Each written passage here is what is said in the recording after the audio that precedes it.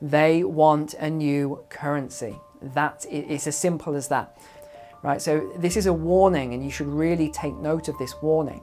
Of course, we also have the World Economic Forum, the Great Reset. They are meeting in May 2021 in Davos.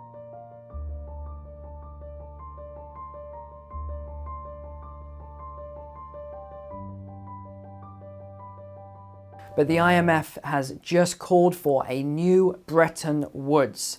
Now, Bretton Woods is basically saying we want to create a new currency right now.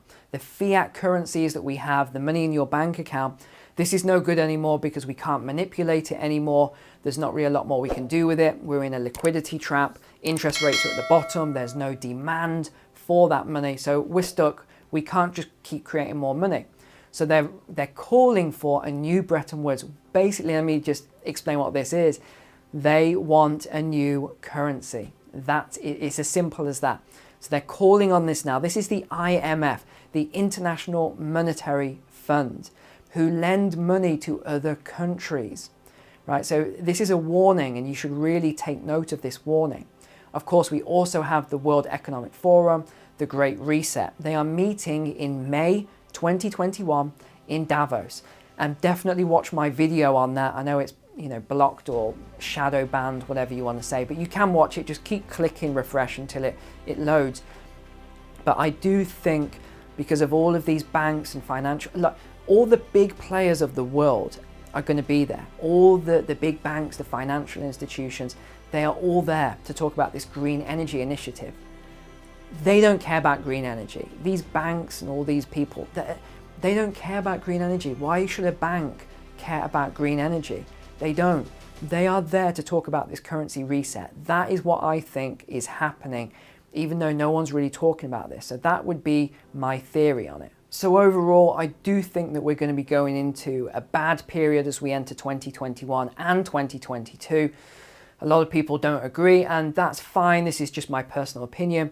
But at the same time, people didn't agree with me in March and April when I made an outrageous call that silver was going to skyrocket. And guess what? It went up 100% in a few months. When was the last time that happened?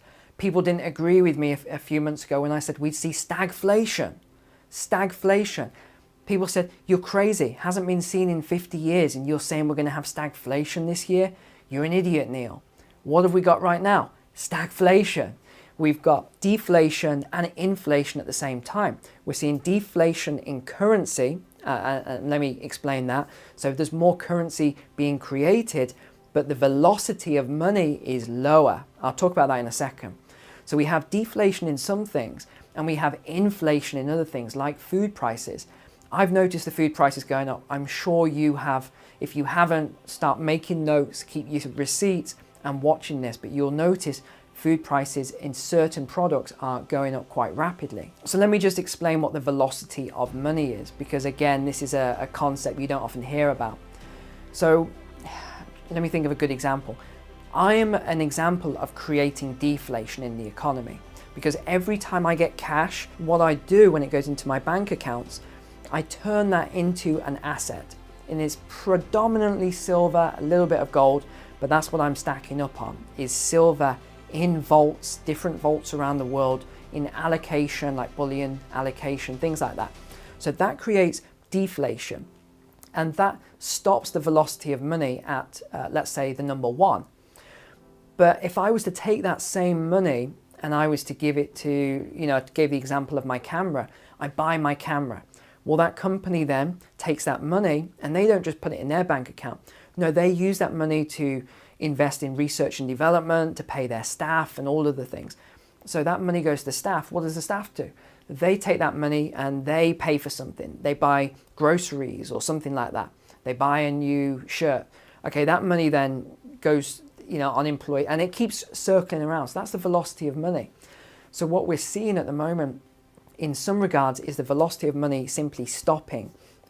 And some people are borrowing money at unprecedented levels, but what they're doing is they're putting it into their savings account. Why, I'm not sure, but a lot of people are borrowing, putting it into their savings account.